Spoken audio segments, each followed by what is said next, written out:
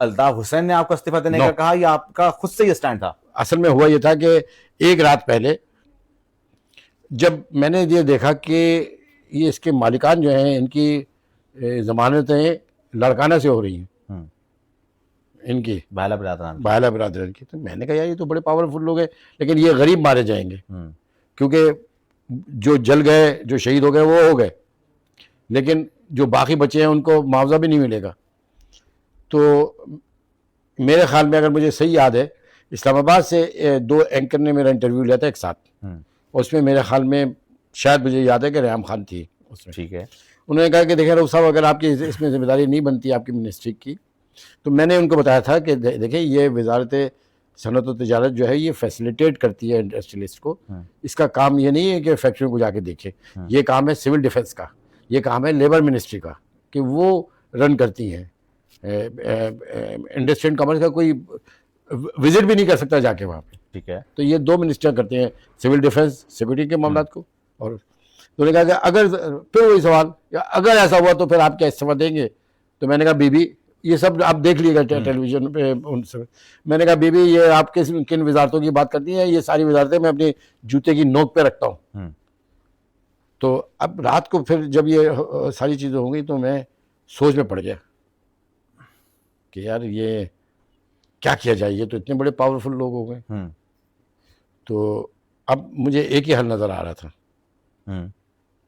कि अगर फ़र्ज़ करें कि मैं इस्तीफ़ा देता हूँ तो ये दबाव बढ़ जाएगा वज़ीर आला पे कि तुम भी इस्तीफ़ा दो, और वफाकी वज़ीर सनत और तिजारत राजा परवेज़ अशरफ साहब थे सर, इन पे भी पड़ेगा, तो इनको कंपनसेशन मिल जाएगा।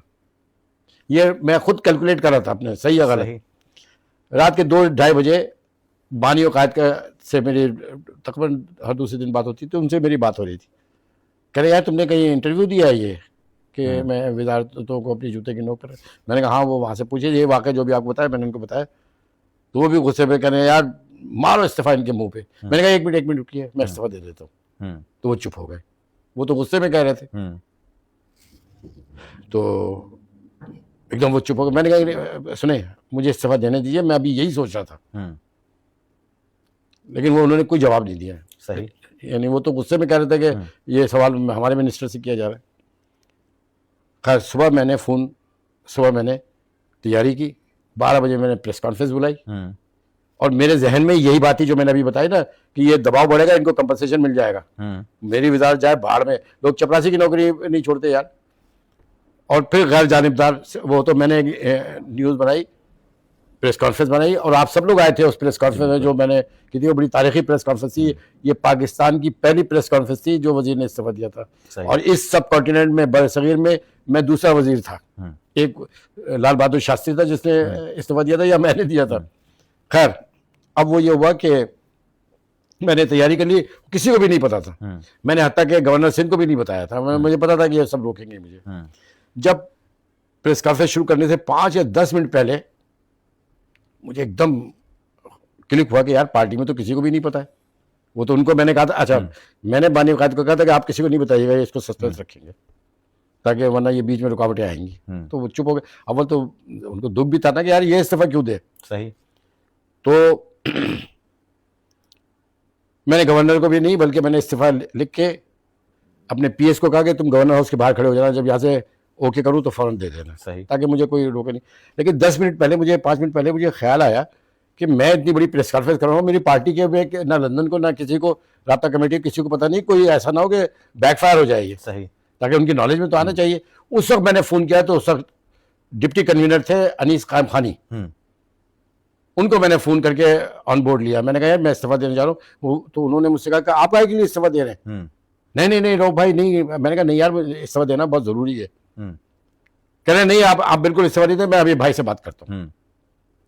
उनके जहन में था कि भाई ने शायद कहा। मैंने कहा नहीं यार, भाई को पता है। सही।